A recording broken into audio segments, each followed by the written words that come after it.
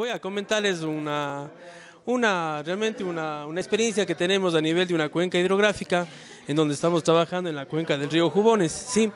Entonces realmente el proyecto Forexa, para más o menos que ustedes me comprendan desde el principio, el nombre es demasiado largo realmente, por eso le redujimos al mínimo y es fortalecimiento a la resiliencia a comunidades ante el efecto adverso del cambio climático con énfasis en seguridad alimentaria. Entonces, es demasiado nombre, por eso es resumido Forexa realmente lo que queríamos hacer, ¿ya? Y comentarles también que el fondo de adaptación es quien nos está financiando realmente todos los recursos. Ya luego les comentaré la cantidad que nos están financiando. El PMA son realmente como son los entes de la ONU, o en este caso en el país, son los que nos están administrando el dinero, y el Ministerio de Agricultura y el Ministerio del Ambiente, por concurrencia, estamos siendo como interinstitucional trabajando en el asunto, ¿ya? Entonces, sigamos nomás. El objetivo general realmente es reducir la vulnerabilidad ante la inseguridad alimentaria. Eso es lo que buscamos. ¿Cómo reducir la vulnerabilidad? Para hacerles más bien, aclararles la historia, la zona en donde trabajamos es demasiadamente vulnerable. Ustedes pueden ver la situación de nuestras tierras en esta zona baja, es muy erosionado, son zonas muy desérticas en muchos de ellos, inclusive tienen hasta poquita agua, no hay ni para tomar. Muchos de ellos realmente es 0.023 litros por segundo para consumo humano, donde regularmente están unas 25, 30 familias ahí. Entonces imagínense cómo distribuimos el agua, y ahora hemos tenido casi 5 meses de sequía. Entonces, ¿cómo hacemos para que realmente ellas... Entonces, miren, es una situación extrema, son gente de alta pobreza en donde estamos trabajando. No somos una cadena de 3 hectáreas, de 4 hectáreas de producción, somos cadena, ni cadena siquiera, es más de 1.500 metros cuadrados, 2.000 metros cuadrados, 500 metros cuadrados, es en donde la gente realmente se alimenta. No es un tema en donde que realmente estamos en gran magnitud produciendo. ¿Sí? Sigamos. Forexa como tal tiene realmente fortalecer la resiliencia, como ya les comenté. ¿Cómo hacemos para que las comunidades y las familias sean más resilientes al cambio climático? Es lo que buscamos. Y definitivamente es reducir la vulnerabilidad. Si hacemos resilientes, de ley vamos a bajar la vulnerabilidad a nivel comunitario. Esto es lo que estamos haciendo y tenemos hasta el 2018 para lograr todo esto. Entonces, es un reto grande que estamos siguiendo, ¿sí? Ya les había comentado al principio quiénes intervienen: el donante, el fondo de adaptación, ¿sí? El Comité Directivo Nacional, vale la pena informarles que todas las cosas que se toman, las decisiones del proyecto, toman 3 entidades, todas las decisiones. El Ministerio del Ambiente como ente ejecutor, el asesor que es del Ministerio de Agricultura y el PMA como ente, como nuestro apoyo multilateral. Ellos deciden todo lo que sucede en el proyecto, temas administrativos, temas técnicos, todos se manejan desde aquí. A ellos aprueban las medidas en base a todo lo demás, ¿sí? Estamos trabajando, ustedes son ambos de Ecuador, ¿no es cierto? Estamos trabajando con GATS parroquiales, GATS cantonales o municipales y GATS provinciales, en este caso el gobierno de Pichincha. Tenemos 11 parroquias en Loja, 17 en el Azuay y 10 en el Oro. Esos son los que estamos trabajando y vamos a llegar allá, ¿sí? Y finalmente con las comunidades que son nuestros coejecutores. Nosotros a ellos no les decimos beneficiarios, son nuestros coejecutores porque ellos son los que implementan la medida en campo. A pesar de que ellos deciden qué medida quieren hacerlo, porque a nivel de comunidad no imponemos la medida. Ya les voy a mostrar cómo hicimos ese asunto. Más bien ellos dicen, necesitamos esto y sobre eso vamos a trabajar con enfoque cambio climático, enfoque seguridad alimentaria y enfoque de género. Nosotros en las zonas consideremos que las ciudades es un mundo y las comunidades otro mundo, indudablemente. La comunidad sigue siendo el sistema patriarcal. El que manda en casa es el hombre, definitivamente. Entonces, lo que buscamos ahora es que haya más participación de la mujer, que también haya toma de decisiones de la mujer. Por ejemplo, los sistemas de riego. ¿Ustedes quién cree que maneja? Definitivamente maneja el hombre. O sea, los hombres son los que manejan el sistema de riego, pero ahora ya hay lideresas, hay presidentas de sistemas de riego, hay presidentas de juntas de agua, que, oiga, es un adelanto, la gente está pensando ya de otra forma. Y ahora si le dice quién manda, no le va a preguntar quién manda en la casa, no. ¿quién de los dos es el jefe de hogar? Entonces ahora ya no le dicen yo, ahora dicen, los dos tomamos la decisión. Entonces, eso es un adelanto, es un logro, pensar eso, ¿no? Y estamos trabajando con los colegios para que ellos también ayuden a impulsar este tema. Sigamos. Miren, este es el macro, digamos, de todo el proyecto. Tenemos hasta el 2018, en provincias del Pichincha, del Azuay, Loja y el Oro, estamos en 50 parroquias, 150 comunidades, 15.000 familias. Este es un reto enorme realmente para llegar. El presupuesto, 7,5 millones. Eso tenemos de presupuesto para lograr hacer todo este tipo de cosas. Nuestros socios, lo que ya les comenté. Sigamos nomás. Usted puede ver, este es el Ecuador, y aquí está la cuenca del río Jubones. Está justamente en la parte baja, ya en la parte que es al Perú, y la provincia del Pichincha. Entonces, mire el rango que tenemos de distancia de intervención, ¿no? Es una intervención bien extrema, pero nosotros, lo que yo les estoy presentando hace rato es la intervención acá abajo. Acá tenemos otro equipo de trabajo y realmente... Pero como es un tema piloto, estamos viendo cómo funciona en unas provincias del norte y cómo funciona en una cuenca hidrográfica. Acá está más enfocado a lo que es situación geográfica, cantones. Acá toda la cuenca, o sea, la cuenca del Jubones, que es el río, uno de los ríos grandes que alimenta al Pacífico. Entonces, es lo que estamos viendo aquí. Sigamos nomás. Esto es la cantidad de parroquias con las que tenemos que trabajar. Cantón Nabón, 4 parroquias. Oña, 2, Santa Isabel y así. Todo esto suma 39 parroquias. Cada una de estas tiene una medida de adaptación. Cada una. O sea, no es un proyecto en todo, es un proyecto aquí. Cada uno tiene un proyecto distinto. Puede ser de riego comunitario, puede ser de riego por aspersión, puede ser huertos agroforestales, puede ser silvopasturas. Cada uno de ellos priorizaron su medida. Y eso es lo más importante. No dijimos hágalo así, sino dijimos nosotros necesitamos esto y ustedes ayúdennos con esto. Sigamos nomás. Mire, entonces ahora para nosotros poder entender cómo se logró hacer esto, yo quiero mostrarles esto. Al principio hicimos un diagnóstico, antes de empezar las medidas hicimos un diagnóstico y ahí hicimos un estudio de vulnerabilidad. Es lo que yo les había comentado, ¿se acuerdan? ¿Cómo lo hicieron, no? Entonces, mire, hay un estudio de vulnerabilidad. Del estudio sale un plan de adaptación. ¿Sí? Nosotros lo que quisimos es ver cuánta amenaza tiene determinado efecto climático, cuán sensible es la zona y qué capacidad tiene. Es lo que yo les estaba comentando, ¿se acuerda ayer? Sí. Entonces, mire, es esto lo que buscamos para que la gente al final, ellas prioricen la medida. Usted tiene esto y esto. Aquí tiene un banco de proyectos, 8, 10 proyectos.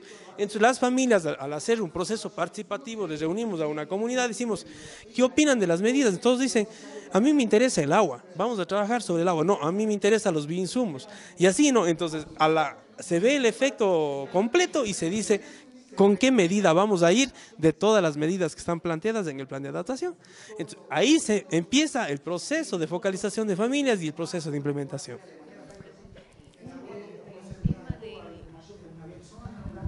Ya, cuando mencionas el punto 1, diagnóstico, ¿es un diagnóstico sectorial, es un diagnóstico comunitario?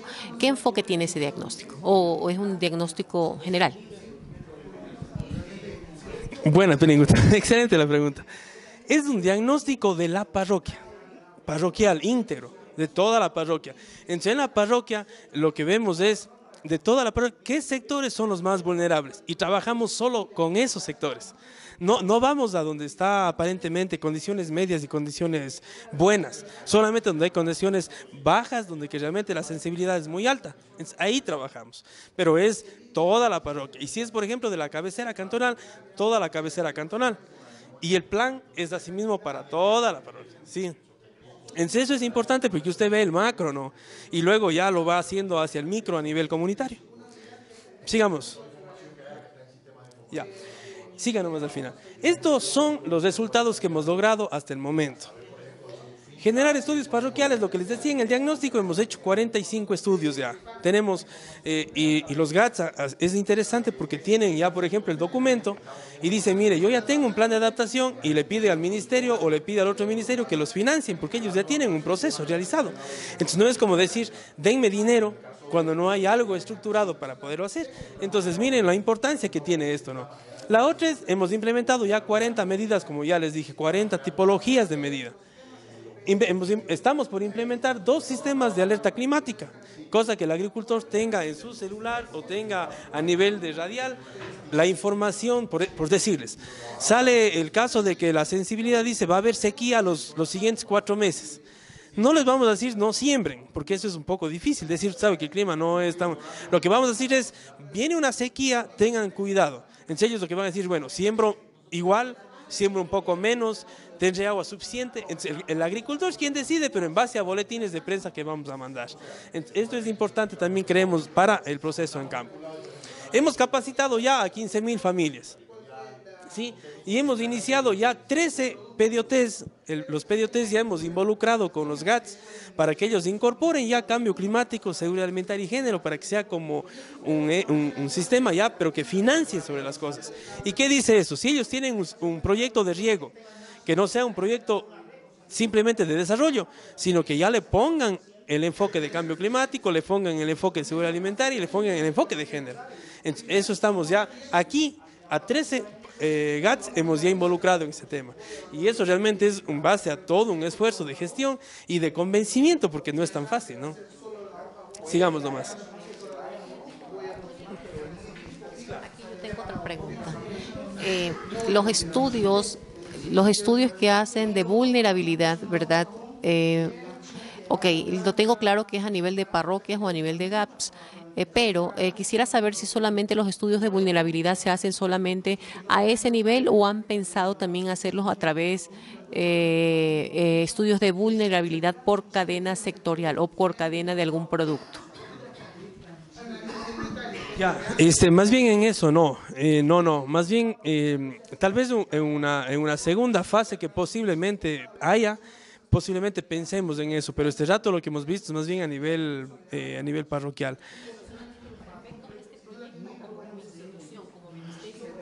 Para efectos del proyecto, sí.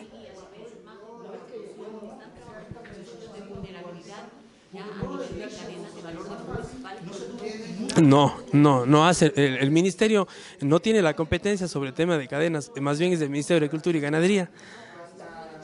Ah, ahí sí. No, sabe que no hemos hecho ahí. Consideremos que el proyecto Forex es medio un pilotaje, y el rato que esto funcione va a ser ya a nivel institucional, porque es lo que está buscando el ministerio, hacerlo institucional el asunto de cambio climático, y ahí vendrán muchos más planes a nivel de cadenas, a nivel de sistemas agroecológicos, pero este rato no.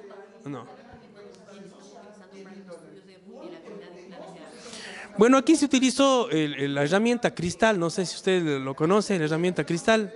Es justamente para ver el tema de cómo está, y el sistema participativo, son las dos metodologías que utilizó, y vale la pena comentarle.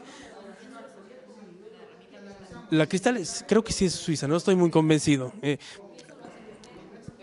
Eso es lo que iba a contarle. Nosotros lo que hicimos aquí fue consultorías, y justo lo que hoy dije es el contrato que hacemos como proyecto. Muchos de nosotros no tenemos una especialidad implícita sobre temas de análisis, ¿no es cierto? Entonces estos análisis vale la pena comentarles, nos hizo Randy, no sé si ustedes han escuchado, Randy es una consultora, otra consultora es Intercooperación Latinoamericana, que nos hicieron también ellos unos análisis, entonces, y los planes también que los realizaron.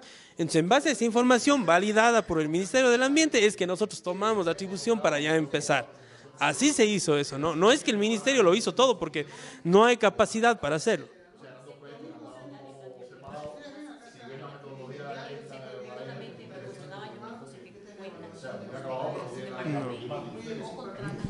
Sí, es especialistas.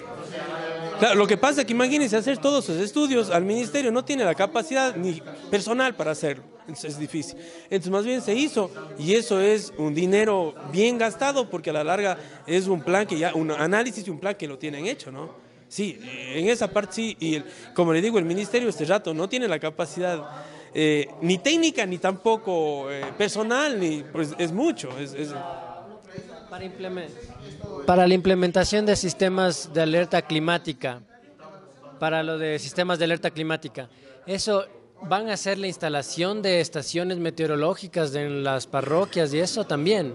¿Y ese financiamiento de las estaciones van a estar en red con las del INAMI?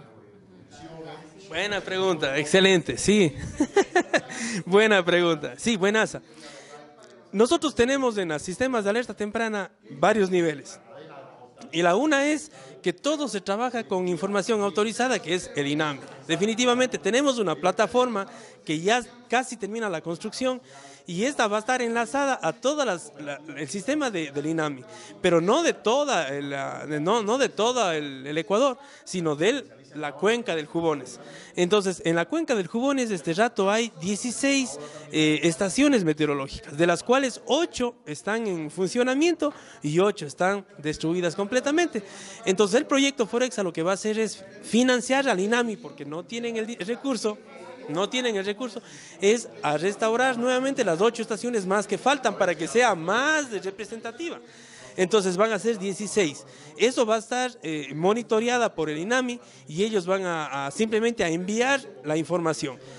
Esa información sube a una plataforma que lo hizo el CIFEN. No sé si ustedes han oído el CIFEN, el fenómeno para el niño, ¿ya? Ellos lo están armando y ellos están interlocutados automáticamente con la información del INAMI. Entonces eso se está actualizando constantemente.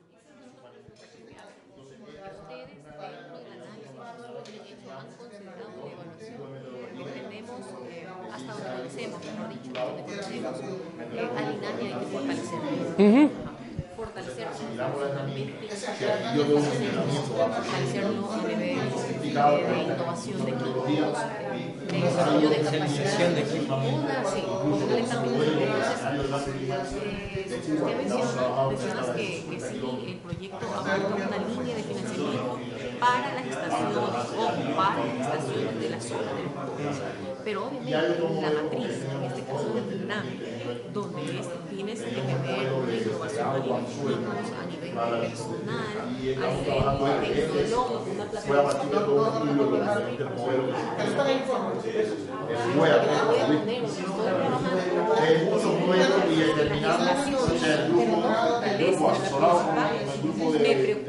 sé si ustedes han pensado con la calidad de información que les va a llegar en ese momento. Sí, justamente lo que buscamos es un poquito lo que usted decía, medio impulsarle al INAMI, ¿no? Y estamos haciendo esos compromisos con ellos. Entonces estamos viendo si los GATS cantonales y GATS parroquiales contratan una persona para que haga el monitoreo de estas estaciones a las que estén más cerca. No sé si me hago entender.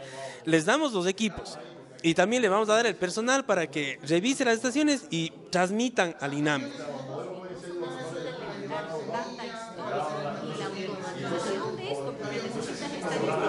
Para saber cómo en determinado momento, y cómo ha sido la evolución y los cambios que se han tenido. Exacto.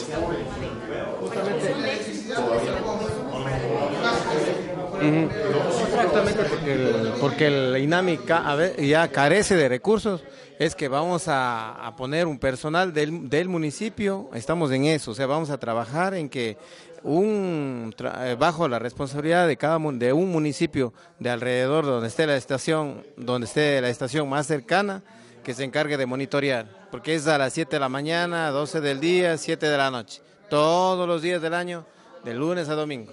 Entonces, ahí en ese tema vamos a trabajar. Y los dos sistemas de alerta climática son uno en el Pichincha y uno en la cuenca del río Jubones, para que esté sectorizado y en la mitad de todas las parroquias. Respecto a eso mismo de las estaciones y eso, nosotros estamos buscando información y de los problemas que el INAMI nos ha dicho es, primero, las estaciones no están bien. Segundo, hay estaciones que no tienen la suficiente información. Y tercero es el personal.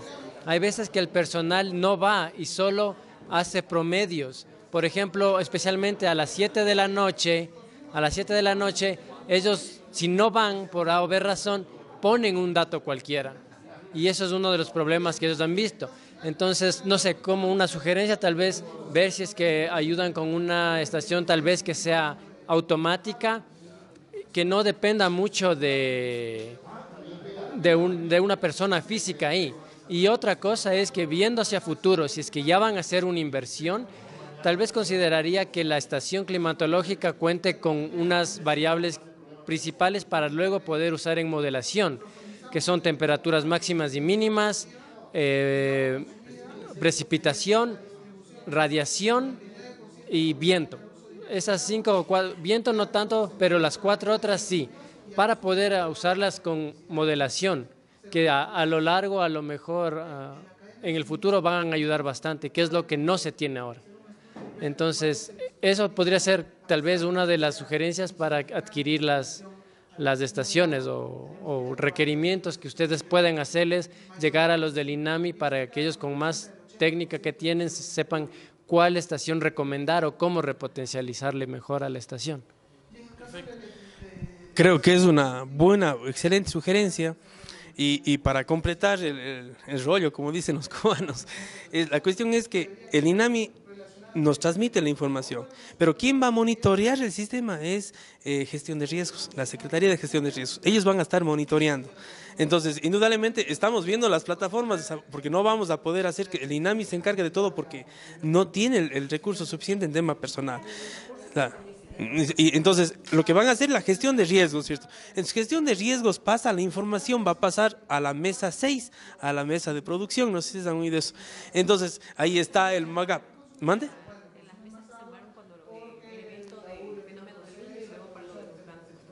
Exacto. Entonces ahí va a pasar a esa mesa y ellos van a ser los que toman la decisión y luego será transmitido eso por medio de un boletín, por medio de las radios, por medio de celulares y toda la cuestión. Algo parecido a lo que los compañeros decían. Pero realmente el CIFEN es quien está armando esta plataforma y yo voy a transmitir estas ideas de ustedes para que mejore. Ese quizás know-how que tienen ellos al INAMI, ¿así o no? Claro, el CIFEN también está apoyando en todo lo que es capacitación en reversa, en retroalimentación, en temas de cambio climático, en temas agroalimentarios. Ellos también están en eso. Lo que queremos es repotenciar, digamos, así es, exacto, porque ya hay una infraestructura exactamente montada. Y luego sí, porque si no tenemos estaciones a nivel de distribuido, digamos, no va a funcionar. Así es. El trato funciona mucho, pero eso puede ser mentiroso a las otras que tenemos también. Exacto, y a la calidad de la información. Y creo que más bien hay unos $500,000 que se va a invertir en eso. No es cualquier cosa, es un tema fuerte. Exacto. Sigamos entonces para ir. Entonces, en lo que es tipologías de medidas que estamos trabajando, es un montón de tipologías. Estamos en fortalecimiento del riego comunitario, todo lo que son las conducciones principales. Estamos rehabilitando con tubería, con sistemas de cemento. La verdad es darles un mejor servicio y disminuir la pérdida de agua. Abonos orgánicos con producción de violes, producción de bokashi y trabajando en huertas familiares en temas orgánicos.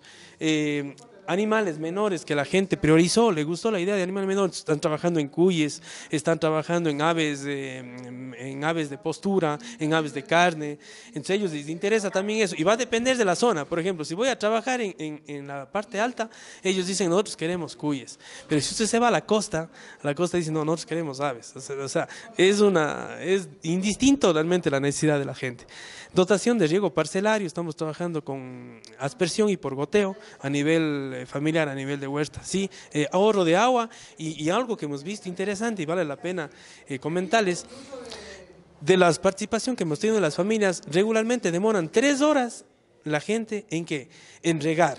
¿Cómo riegan ellos? Sueltan el agua, supongo que el Perú es muy parecido, sueltan el agua y con una lámpara van distribuyendo el agua en el suelo, ¿no es cierto? ¿Perdón? Por los surcos, digo. Por los surcos, exactamente. Entonces, eso le toma, en primer lugar, regar 3 horas a la familia un área determinada, 2.000 metros cuadrados. ¿Qué le sirve de toda esa agua? Apenas la película de 20 centímetros. Todo lo demás se percoló, no sirve para nada. Y aparte de eso, el tiempo que la mujer utiliza para eso, porque el huerto le hace el trabajo a la mujer. Entonces, al darle el sistema por goteo, ellos solamente vienen, conectan el sistema y se van.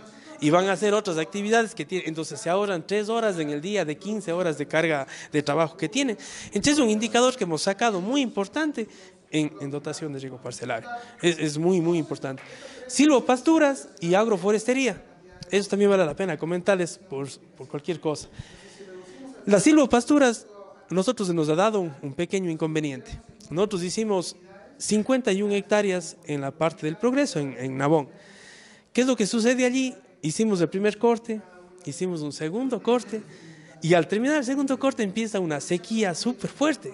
Vamos 4 meses de sequía este rato y no llueve gota, ni gotas ya. Entonces la gente tiene agua un poco y dice, o le pongo a la parcela de consumo o le pongo al pasto. Entonces viene en el dilema la familia, ¿no? Y se pone la cosa crítica. ¿Y qué dicen ellos? Yo lo pongo a la huerta porque es lo que me va a dar de comer. Este rato las silvopasturas están abandonadas y nos dimos cuenta, lógicamente, por suerte, yo les decía, es un pilotaje y tenemos todavía el chance de equivocarnos, ¿no? Y de eso va a servir para otras ocasiones. Entonces, yo recomiendo aquí no hacer silvopasturas cuando no hay suficiente cantidad de agua, digamos, para mantener... O acompañarle con el sistema de riego, pero siempre y cuando tengamos agua, de acceso de agua. Y el enolaje no hay cómo hacerlo porque no tienen pasto suficiente en determinado tiempo, o sea, tienen una carga animal de 3, 4 animales por hectárea, que es bastante, entonces no hay sobrante de carga. Entonces, esto de aquí tenemos que todavía estudiarlo un poco más, pero en cambio lo contrario, las huertas agroforestales, oiga, es una belleza, porque este rato los frutales la gente sí lo cuida. Por ejemplo, si usted le da una planta forestal común y corriente, un aliso, un cedro, alguna cosa de esas, la gente lo pone así afuera, ¿ya? Y ahí lo deja a su suerte, ¿ya?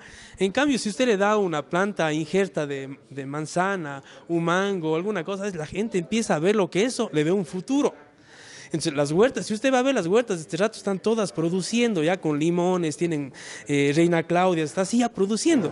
Y el mango, lógicamente, ya... Ese es otro tema que la gente cuando ya le ve florecer, le dice, voy a dejar para ver cómo me produce una planta bien chiquita. Entonces ahí en el trabajo de nosotros, no, rompa la flor, tiene que haber primero un desarrollo foliar para que la planta crezca, ¿no? Entonces todo eso ha sido un traslado, pero los huertos están allí y están en muy buenas condiciones y es como un niño más. Si tienen agua para el guagua, le dan también al frutal. O sea, ese es un tema interesante que nos sirvió en esta parte. El mejoramiento de dotación de agua para consumo, eso es importante también comentarles. Había una comunidad X que cuando fuimos a la fuente de agua medimos, había 13 colonias de coliformes fecales. Ustedes se han oído eso, ¿no es cierto? El tema de contaminación de aguas. Y cuando fuimos a la llave de la casa, tenía 9. Cuando la normativa, ¿qué dice? 0. No, o sea, no puede haber coliformes fecales en el agua. Entonces no es agua potable. O sea, no es agua potable y es agua que no está sirviendo para el consumo. Entonces aquí lo que hicimos fue instalar plantas de potabilización de agua para mejorar estas condiciones. Y tenemos ya instaladas realmente 2 de esas plantas que nos ha dado muy buen resultado. Fomento de huertos familiares que les comenté, el fomento de semillas a nivel nativo y la protección de fuentes hídricas, que es otro tema importante para nosotros. Estamos trabajando mucho en las partes altas, han habido muchos incendios, muchos daños, muchas intervenciones de gente que entra a dañar con tractores y todo eso. A pesar de ser zonas protegidas, está la gente entrando a dañar. Entonces es lo que buscamos un poquito proteger. ¿Cuál es la estrategia en el fomento de semillas con atributos de resistencia a la sequía? ¿Están trabajando con el INIAT en el desarrollo de alguna semilla resistente o genéticamente mejorada? Chévere, buena pregunta. El tema de las semillas, estamos viendo más bien el rescate de las semillas de la zona. ¿Qué es lo que sucedió? Verá, y le cuento una experiencia también, es bueno comentar las experiencias.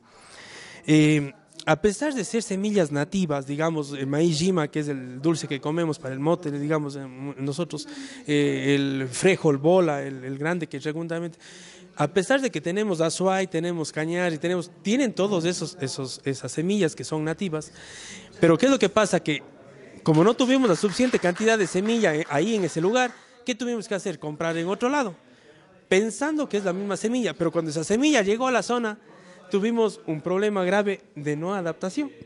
Vea, y siendo zonas de ahí mismo. Entonces, ¿qué dijimos? No, tenemos que rescatar semilla de ahí mismo. Muchas de las personas ahora tienen estos especies de donde guardan semilla. Entonces, por ejemplo, si cosechan 3 sacos, un saco le tienen ya para sus propias semillas y ellos a lo mejor sean también proveedores de semillas del resto de los vecinos cuando ya se les ha perdido la semilla. Entonces, eso buscamos. No, la gente no recibe a gusto por decirle que el INEAB haya producido una variedad mejorada a la sequía y y ellos dicen, no lo siembran. ellos no siembran. O sea, es bien difícil. Ellos dicen, no, yo siembro mi propia semilla porque sé que esa me va a dar resultado. Hay una desconfianza, digo, de si va a funcionar o no la nueva semilla. Exacto, hay una desconfianza. Entonces, ¿qué ellos hacen? Si tienen que sembrar 1000 metros cuadrados, ellos le siembran 100 o 10 así ya, para ver cómo les va. Porque ellos dicen, yo no voy a perder mi trabajo en algo que a lo mejor funciona o no. Entonces, es un tema bien difícil con la parte campesina, es duro y acá nos va a comprender mucho mejor. Sigamos nomás. Entonces, esto es lo que hemos ido logrando, compañeros. Ya hemos construido ya 19 reservorios en la zona del norte, también está en la zona ya del Jubones. Tenemos 24 kilómetros mejorados de sistemas de riego ya, tanto con tubería, tanto con canales abiertos con hormigón, ¿sí? Y hemos llegado ya a 2000 chacras o 2000 huertos en donde estamos ya con prácticas agroecológicas y 1300 con riego parcelario. Entonces, eso es un reto que hemos logrado. Y de las 15.000 familias que les comentaba, ya estamos casi en 11.000 familias ya que están beneficiadas y siendo capacitadas. Vale la pena comentarles algo. Nosotros como Proyecto Forexa tenemos 6 técnicos para movernos en todo lado. Pero y justo es lo que al principio... Entonces, ¿qué es lo que hicimos? Nosotros hicimos convenios con los GAT parroquiales, pero cada GAT parroquial y cada GAT tiene un técnico, es el convenio. Entonces ya somos 39 más 6, entonces ya se sumó ahora la cantidad. Y a pesar de eso, sigue siendo difícil de llegar a las cantidades de familias que vamos llegando. Entonces, imagínense la magnitud, o sea, el proyecto es extremadamente grande, 7,5 millones. Sí, 7,5 millones. Estamos ya en el antepenúltimo, digamos. Eso me preguntan, ¿no es cierto? Sí, tenemos hasta mediados del 2018 para concluir. 5 años, sí. Entonces, miren, de los cuales el 28% está en Loja, 46% en el Azuay, 3% en el Oro y 3% en Pichincha, que es lo que estamos teniendo. Sí, sigamos nomás. Esto más bien ya es un tema, estamos trabajando en fortalecimiento de manejo de chacras, en género, que es un tema que a nosotros nos está poniendo muchos indicadores, abastecimiento de agua y la producción de abonos orgánicos, que creo que es lo más grave. Sigamos. Esto es ya en cuanto a la difusión que hemos hecho, porque lo que siempre decimos nosotros, podemos hacer maravillas en campo, pero si la gente no se entera, no podemos hacer mucho. Entonces hemos hecho una difusión a nivel local, por suerte en esto del Hábitat 3 que hubo aquí en el Ecuador, pudimos también presentar cómo estamos desde rato trabajando, tuvimos una muy buena aceptación y realmente creo que es bueno porque la gente se va enterando de qué es lo que el país y como Forex estamos haciendo, ¿no? Sigamos. Sigan nomás.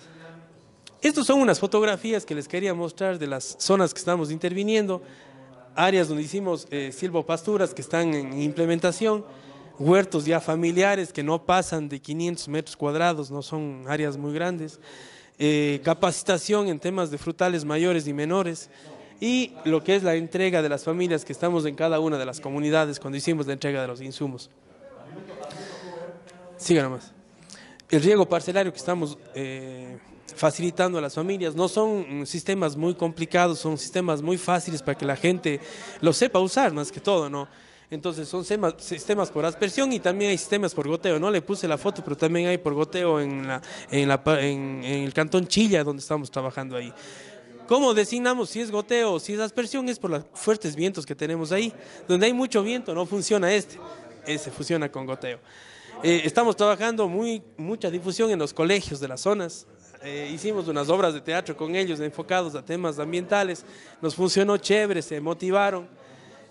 Construcción de reservorios y las ferias alimentarias que hemos estado nosotros interviniendo, porque hay muchas familias que producen el zucchini, pero no lo saben cómo utilizar. Entonces hacemos alimentación, nutrición y finalmente les damos recetas inclusive de cómo hacer, ¿sí? Con el apoyo del PMA, que es ser claros, ellos son muy tinosos en ese tema, ¿sí? Y finalmente mostrarles nuestro eslogan, que realmente el clima está cambiando, por una buena alimentación nos vamos adaptando. Para concluir y robarles un minutito más de su tiempo, solamente quería mostrarles un videíto que lo estamos...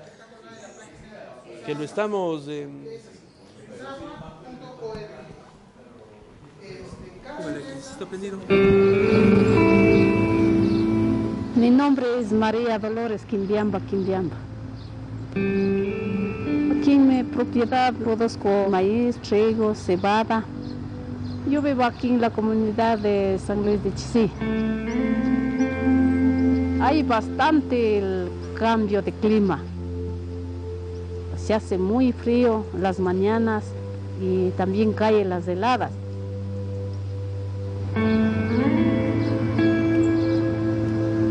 Por ejemplo, en octubre, ya otros más antes ya se sembraba ya. Pero ahora como es menos lluvia, se siembra en noviembre, en diciembre. El Nevado Cayambe era más cubierto de nieve y había más agua. Porque no hay agua, ya muchos se han despechado de sembrar, ya no siembran.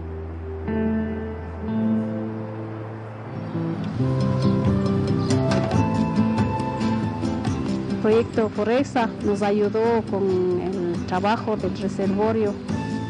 Ya tenemos agua segura y agua suficiente.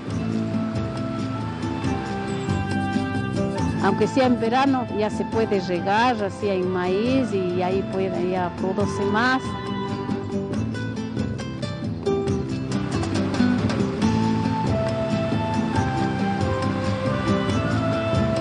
A mí me dicen, o sea, guardiana del agua. Ahora ya no es solo que los hombres tienen que hacer dirigentes, ahora ya las mujeres también. Entonces, así es.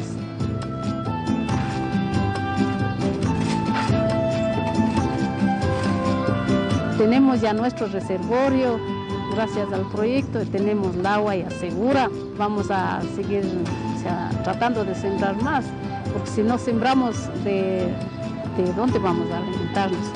No va a haber ni para comprar, peor para vender.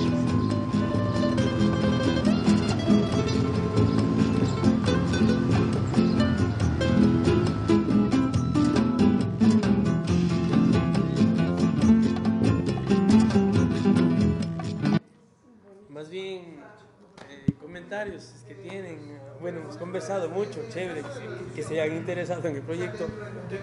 Sí.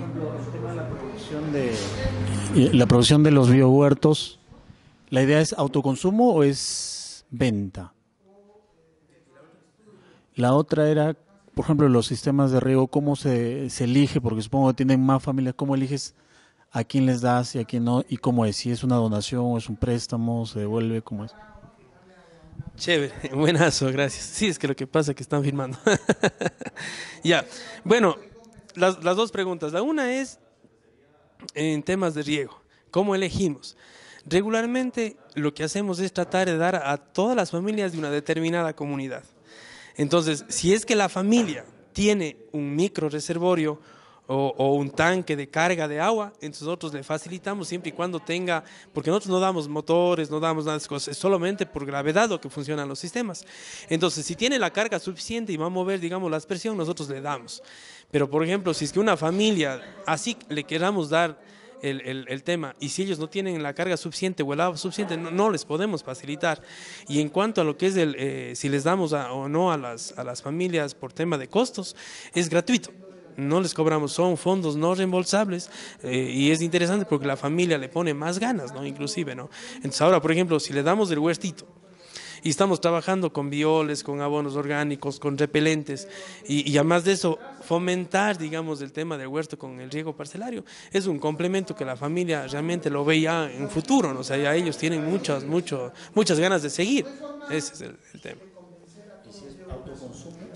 Es autoconsumo, todo es autoconsumo.